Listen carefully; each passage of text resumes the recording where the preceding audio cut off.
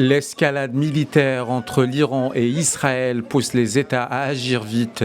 En moins d'une semaine, des centaines de ressortissants ont été évacués des deux pays. Dans les ambassades, l'alerte est montée rapidement. Certains pays ont choisi d'envoyer leurs propres avions, d'autres ont ouvert des voies terrestres pour permettre à leurs citoyens de franchir les frontières par leurs propres moyens. Des opérations coordonnées à la hâte, parfois dans des conditions précaires. L'Inde a lancé une opération spéciale pour ses étudiants présents en Iran. La Roumanie a mobilisé un avion militaire.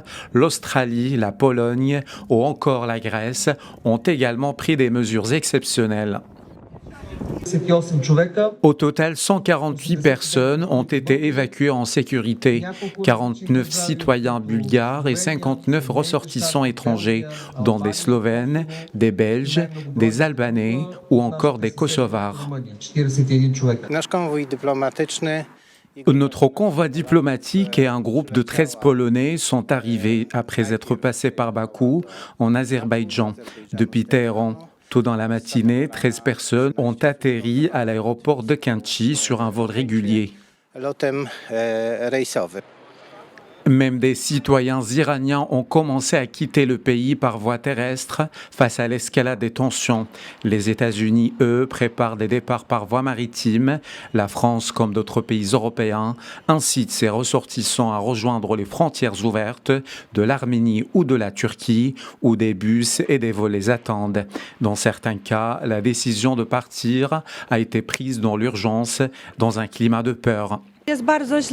C'est très grave. Téhéran est constamment bombardé. Ces missiles volent dans tous les sens, même lorsque nous avons roulé jusqu'à l'ambassade pour le point de rassemblement. Il y avait des nuages de fumée provenant d'explosions partout. Après qu'un missile a frappé notre campus, l'administration nous a d'abord évacués vers un hôtel près de Jérusalem. L'ambassadeur de Chine en Israël est rapidement venu à l'hôtel. Il nous a expliqué la situation et il nous a conseillé de quitter Israël pour le moment.